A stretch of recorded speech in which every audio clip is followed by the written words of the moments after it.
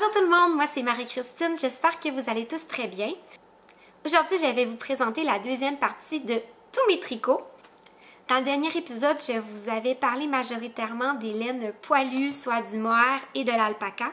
Aujourd'hui, on va vraiment s'attarder plus sur la laine comme telle. On va jaser des différents types de laine, des différents types de fils qui contiennent la laine et de même qu'un peu des races de certains moutons qu'on retrouve souvent sur nos aiguilles à tricoter. Tout comme la première partie de cette revue de tous mes tricots, je ne vais pas vous parler de marques de laine, mais plutôt des types de fils que j'ai utilisés. Donc, on va commencer tout de suite par un des types de laine les plus populaires, c'est-à-dire la laine à chaussettes. Oui, la laine à chaussettes, on sait qu'on peut l'utiliser pour se tricoter des chaussettes, mais on peut également l'utiliser pour se faire des chandails. Moi, ça fait 10 ans que je tricote, puis ce chandail-là a, je crois, 8 ans. Il a extrêmement bien vieilli. Je vais vous montrer, là, il y a les poignets. Vous allez voir, il n'y a pas vraiment de signe d'usure, il n'y a pas vraiment de bouloche comme tel. Je me souviens pas de l'avoir rasé non plus. Puis il a vraiment été beaucoup porté, puis même je le porte encore aujourd'hui. C'est le premier chandail que j'avais fait dans une laine teinte à la main. La base, c'était une base de Merino nylon superwash qu'on me retrouve chez presque toutes les teinturières indépendantes. Si votre priorité, c'est la durabilité de la fibre puis la facilité d'entretien, c'est vraiment un excellent choix. Puis également pour des tricots d'enfants, un Merino nylon superwash, c'est vraiment parfait. Les enfants ne trouveront pas que ça leur pique parce que, bon, du Merino, c'est très doux. Puis le fait que ce soit superwash, si jamais les enfants se font des taches puis que vous avez besoin de frotter pour les laver, ça ne fera pas feutrer la laine comme telle. Là, ça va avoir tendance à rester bien beau à ce moment-là. Moi, personnellement, tous mes chandails tricotés, je les lave à la main, qu'ils soient traités superwash ou pas. Mais comme je vous dis, l'avantage souvent, c'est que si vous avez besoin de frotter, si c'est superwash, la laine n'aura pas tendance à feutrer. Parce que quand la laine feutre, ça fait un petite irrégularité en surface. Puis on voit que la laine a l'air d'être un peu abîmée puis un petit peu plus usée à cet endroit-là. Donc, ça a vraiment l'avantage d'être plus facile d'entretien. Par contre, le Merino superwash a quand même quelques petits désavantages. En fait, c'est une fibre qui a tendance à être un peu lourde, qui a tendance à un peu s'étirer avec son poids aussi après le blocage. Moi, je suis petite, donc je tricote souvent du X-Small. Là, je dirais, si vous tricotez du Small ou du X-Small, peut-être que vous ne verrez pas beaucoup la différence, mais si vous tricotez des tailles un petit peu plus grandes, ça fait plus de tissu, donc c'est un petit peu plus lourd, puis ça se peut que votre chandail ait tendance un peu à s'étirer avec le temps. Ou même une fois bloqué, ça se peut que vous ayez tendance à trouver que votre chandail a beaucoup agrandi au blocage. Puis ça, c'est souvent quelque chose que même si on fait un échantillon, on ne peut pas mesurer l'ampleur de ce phénomène-là sur un petit échantillon gros comme ça parce que, oui, même si ça gonfle au blocage puis ça s'étire un petit peu, on ne peut pas voir sur un gros chandail, le poids, puis avec le poids du tricot, qu'est-ce que ça fait? Fait que souvent, les gens disent « Ah, mais oui, mais tu n'avais pas fait d'échantillon. » Souvent, oui, votre échantillon était correct, puis si vous mesurez votre échantillon, il va être encore correct.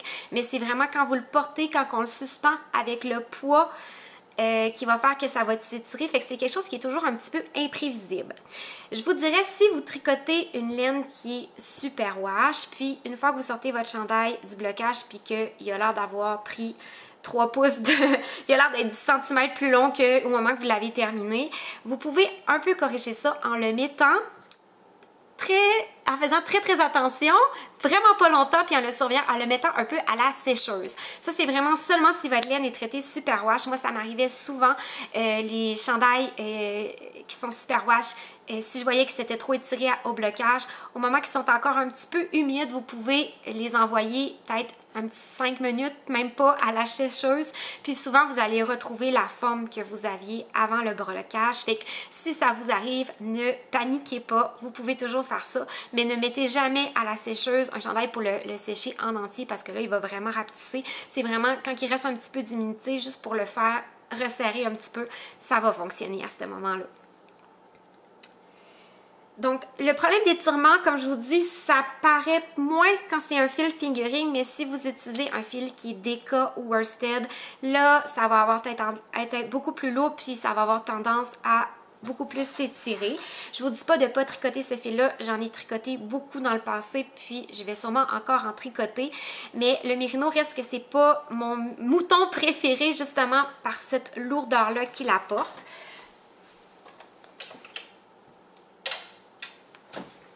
Donc ici, j'ai également un chandail qui a été tricoté en 100% Merino Superwash. Là, c'est mon cardigan sur mon voilier. Ça aussi, c'est un chandail qui a vraiment plusieurs années, puis qui montre vraiment pas de signe d'usure, qui est toujours super beau, qui a été beaucoup porté. Mais celui-ci est fait en déca, puis vraiment, je peux sentir qu'il est assez lourd lorsque je le porte. Je peux sentir là, vraiment la lourdeur lorsque je le porte. Toujours dans les fils à laine à chaussettes, il y a aussi celui-ci que je pourrais vous montrer, là, qui est également un Merino nylon. Un autre exemple de chandail en Merino nylon qui a très bien vieilli, c'est mon cardigan Saint-Barnabé. Puis, c'est un chandail qui est fait tout en point de riz. Puis, vraiment, le Merino nylon, là, ça a une très belle définition de maille. Vous voyez là qu'on voit très bien le point de riz, il sort vraiment très bien. Puis, ça l'a vraiment bien vieilli dans le temps. Le Merino est souvent aussi mixé avec d'autres fibres pour lui ajouter un petit peu plus un petit côté un petit peu plus luxueux. On voit souvent le mélange Merino soie. C'est ce chandail-là là, qui est mon pouce vert, qui est un patron de Paul TB que j'avais testé là, pour elle à l'époque. Celui-là, il est fait dans un Merino soie. C'est un mélange qui est vraiment très résistant, qui a vraiment pas tendance à faire des bouloches. La soie, c'est une fibre qui est très résistante puis qui est très brillante. Donc souvent, ça vient donner de la résistance au Merino. Il va avoir tendance à moins boulocher à cause de la soie. Puis ça va aussi donner une certaine brillance, puis ça va rendre les couleurs plus vives. Lorsqu'on voit le Merino nylon en écheveau au magasin, on a vraiment tendance à être attiré vers cet écheveau-là parce que vraiment, il est brillant, il est beau, c'est doux. Les couleurs ressortent vraiment bien, fait que c'est vraiment une belle laine, sauf que ça l'accentue le problème de lourdeur et d'étirement du Merino à la base. Moi, ce chandail-là, ça a été... il a dû, justement, une fois bloqué, il avait vraiment beaucoup étiré, même si mon échantillon était tout correct, puis tout ça à la base. Il avait juste beaucoup étiré par le poids du chandail. Surtout, je pense que le fait qu'il y a des poches en bas ici, ça l'ajoutait du poids vers le bas, fait qu'il avait vraiment beaucoup étiré. Fait que lui, il était allé faire... lorsque je le lave, il va faire un petit tour à la sécheuse. Comme je vous dis, c'est de la laine qui est lavable, fait que c'est correct. Il ne faut pas le mettre longtemps parce que sinon, ça peut vraiment endommager votre fibre, même si c'est de la fibre lavable, mais genre 1-2-3 minutes, ça ne brisera pas votre chandail. Je le fais toujours lorsque je lave ce genre de chandail-là parce que sinon, vraiment, au blocage, ça s'étire vraiment trop. Donc, c'est un peu ça l'inconvénient de la soie. Fait que ça a ses avantages, mais ça a aussi certains inconvénients. Donc, si on reste dans le Merino soie, moi j'ai ce chandail-là qui est mon cardigan Peridot. C'est un de mes tout premiers patrons. Ça fait également plusieurs années que j'ai ce chandail-là. Il a été également beaucoup porté, puis je le porte encore souvent au printemps à cause de la couleur là, qui fait très joyeuse. Celui-là, il a été fait en Merino, cachemire et soie. Fait que c'est une fibre qui était très luxueuse, qui a un beau reflet à la lumière, surtout dans cette couleur un peu chartreuse là, ça vient vraiment bien capter la lumière. Puis, je vous en avais parlé un peu la dernière fois, mais dès qu'il y a du cachemire dans une fibre, ça va avoir tendance à boulocher beaucoup plus. Mais là, le fait qu'il y avait de la soie avec, ça a vraiment fait un effet protecteur sur les bouloches, je trouve. J'ai jamais eu besoin de passer la petite brosse dessus. Puis, tu sais, on voit qu'il y a des petits bubus un peu sur les côtés, là, des poignets, mais c'est vraiment pas rien de catastrophique. Fait que vraiment, je suis surprise que malgré le cachemire, ce chandail-là a aussi bien vieilli. C'est sûr que je le mets pas pour rentrer le bois de chauffage. Je lui fais quand même attention vu que c'était une laine qui était assez dispendieuse et qui est très luxueuse. Mais vraiment, la soie a tendance à avoir un effet protecteur là, sur les bouloches. Donc, on a terminé avec le Merino. On va maintenant parler de mon type de mouton préféré qui est le Blueface Lister. C'est en fait un mouton britannique qui a la caractéristique d'avoir les fibres très longues. Donc, ça va lui donner un beau lustre à la laine. Les couleurs vont bien ressortir pour cette raison-là. Il il va aussi avoir, c'est aussi une fibre qui est très très résistante. Là, si vous trouvez de la laine à bas BFL et nylon, moi c'est vraiment ma laine à bas préférée. Je trouve que c'est elle qui vieillit vraiment le mieux dans le temps. C'est un peu moins doux, que le mérino, fait que si vous êtes très très très sensible à la laine qui pique, c'est peut-être pas le choix pour vous, mais une de ses grandes qualités que j'apprécie beaucoup, c'est qu'il est beaucoup plus stable que le mérino. C'est moins glissant comme fibre, donc ça va avoir moins tendance à s'étirer. Ça va être aussi moins lourd à ce moment-là. Moi, c'est vraiment quelque chose que je recherche beaucoup dans mes tricots, là, quelque chose qui va se tenir, qui va garder sa forme. Moi, c'est vraiment une caractéristique de la laine que j'apprécie. Chaque personne, je pense, on a toutes nos petites choses qu'on préfère. Il y a des gens, il faut absolument que ce soit doux. Moi, il faut absolument que ça garde sa forme. Donc, le premier chandail que je vais vous montrer, c'est celui-ci. C'est mon pull Chic Choc. Lui aussi, ça fait plusieurs années que j'ai tricoté ce modèle-là. Vous voyez qu'il a bien vieilli. Ça a une belle définition de maille aussi. On voit que, peut-être que vous ne verrez pas à la caméra, là, mais il y a vraiment le petit lustre là, du BFL qu'on ne retrouve pas nécessairement sur les autres moutons là, que j'aime beaucoup. Puis ce chandail-là, j'ai pas eu de problème d'étirement au moment du blocage. Il a vraiment bien gardé sa forme. Puis il est vraiment très agréable à porter, je trouve. Ça, c'est une laine à bas là, BFL et nylon. J'avais tricoté des bas dans cette même laine-là. Puis c'est des bas qui sont toujours très très beaux, même après plusieurs années. Fait que c'est vraiment quelque chose que je vous recommande, le BFL nylon. J'ai également celui-ci qui est en BFL nylon, qui est mon cardigan bohème. Encore une fois, vous voyez, il y a une belle définition de point avec cette laine-là. Puis ça l'a extrêmement bien vieilli, pas de petites bouloches au poignet. C'est un chandail que j'ai vraiment beaucoup porté, que je porte encore beaucoup. J'aime beaucoup le porter au printemps, même à l'automne, l'été par-dessus une petite robe. C'est vraiment un chandail que je porte beaucoup encore. Donc, celui-ci, c'est le chandail Flore, qui est un de mes patrons également. Je l'ai tricoté dans un 100% BFL non traité.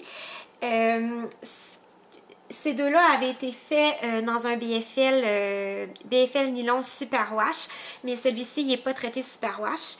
Petite parenthèse sur le superwash en passant. En fait, superwash, c'est un traitement chimique qui est donné à la laine pour l'empêcher de feutrer.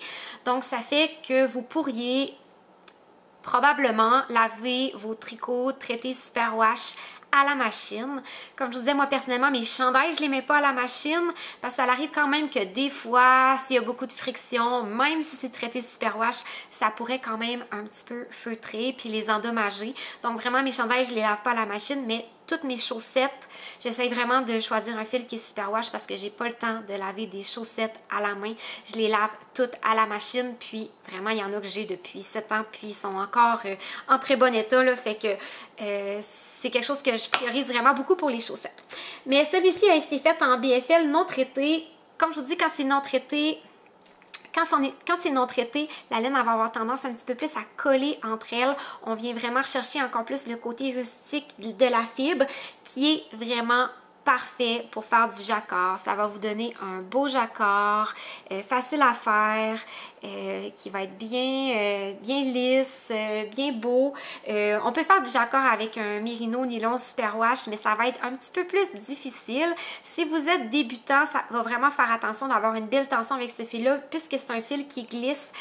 Vous pouvez vous retrouver vraiment avec des mailles qui ne sont pas régulières, mais vraiment quand la fibre est non superwash, on dirait que elle va plus gonfler au moment du blocage, ça va venir combler les petits trous là au changement de couleur, puis ça va vraiment venir donner un super beau jacquard. C'est vraiment ça qui est parfait pour ça.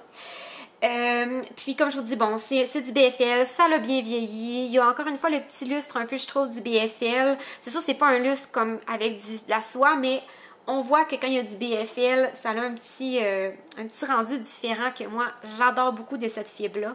Puis, si je vous montre mes petits poignets là, qui ont quand même très très bien vieilli, puis c'est un chandail que j'ai beaucoup porté. Je le porte un petit peu moins maintenant parce que je trouve que le jacquard actuellement c'est moins mon style, mais j'aime beaucoup le mettre la fin de semaine pour aller au chalet ou surtout pendant le temps des fêtes parce que je trouve qu'il fait un petit peu Noël.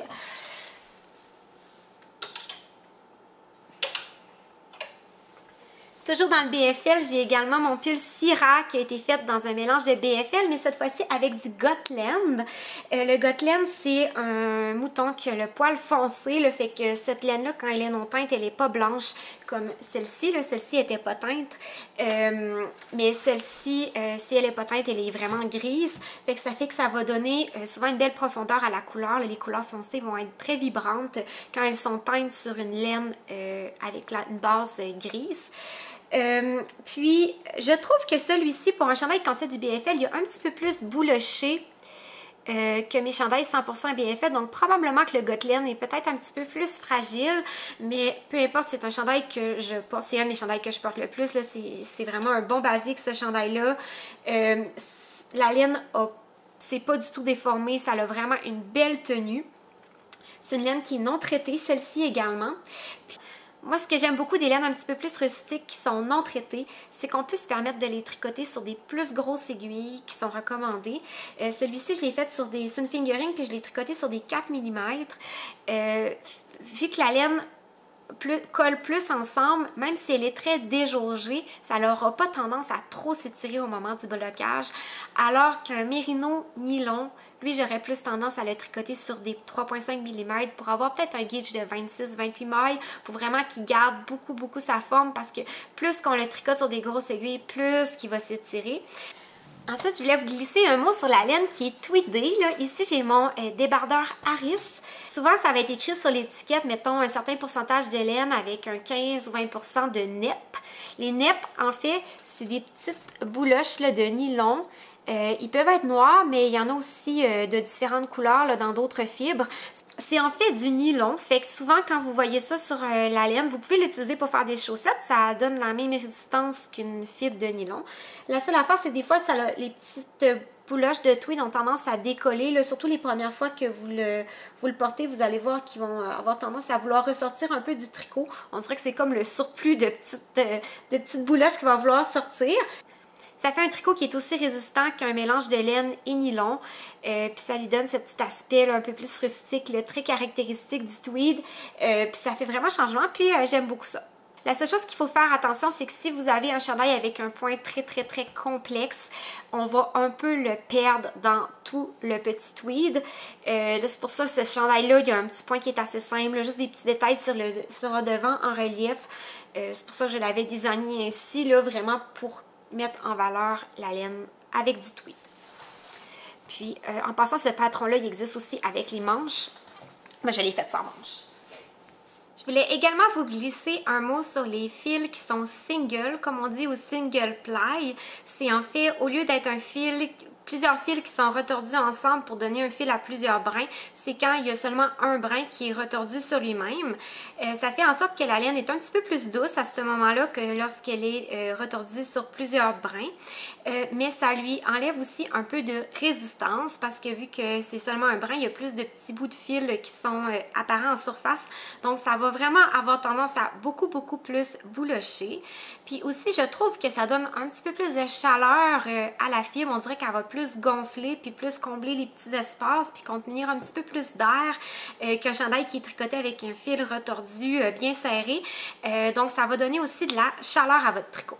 Vous pouvez en avoir des fils singles de toutes les grosseurs et de tous les types de moutons que vous pouvez imaginer.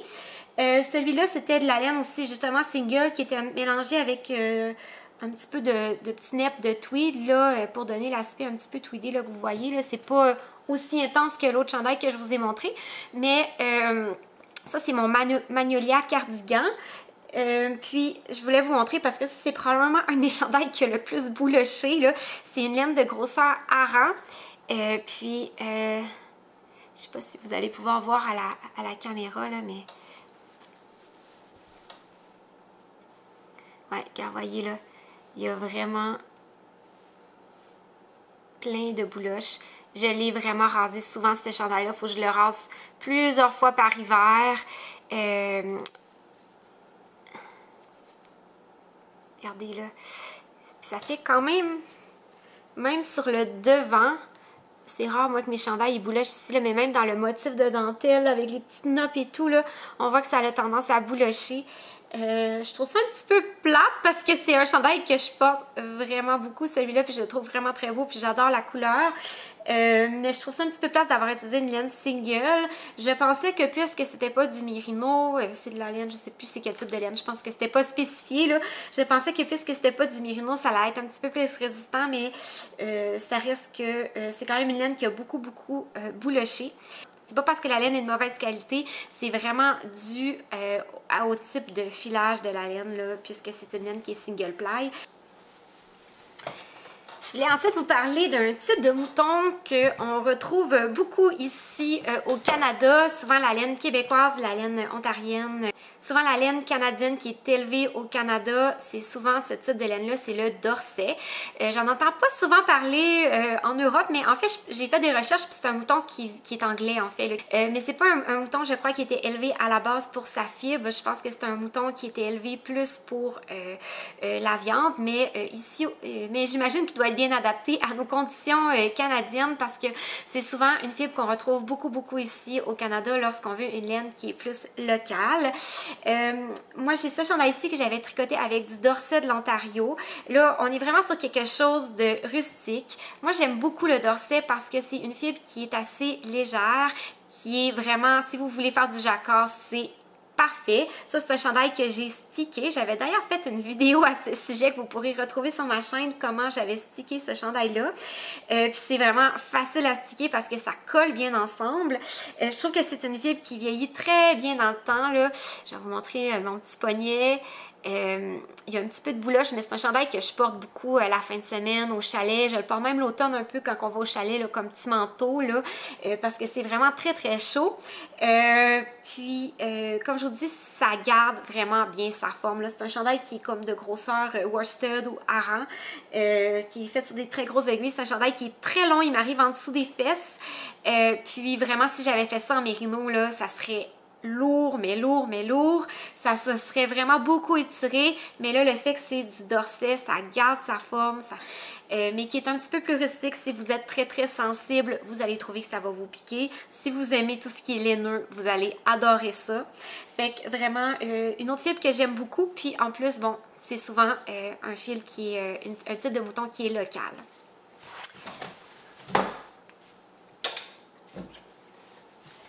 Toujours dans les laines très locales, là je vais nommer la compagnie parce que je pense que c'est une des seules fermes, c'est une ferme qui est très reconnue ici au Québec, c'est la ferme des brebis du Beau-Rivage. Il élève en fait des moutons East Friesian, ou en français ça s'appelle la race Frison, qui est un mouton qui est originaire, je crois, d'Allemagne. Ça ressemble beaucoup au Dorset. Je trouve que c'est peut-être un petit peu plus doux, par exemple, au toucher, je trouve, mais ça, c'est peut-être juste moi qui trouve ça. Ça, c'est un chandail que j'ai tricoté il y a 2 ans. J'avais tricoté ça tout juste avant d'accoucher de mon deuxième garçon.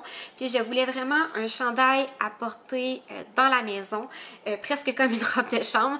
Puis c'est vraiment ça qui est, je porte. Ce chandail-là n'est jamais rangé dans le tiroir. Je l'ai toujours sur un coin de chaise ou sur le bord de mon lit. Le matin, je me lève, c'est ça que je mets.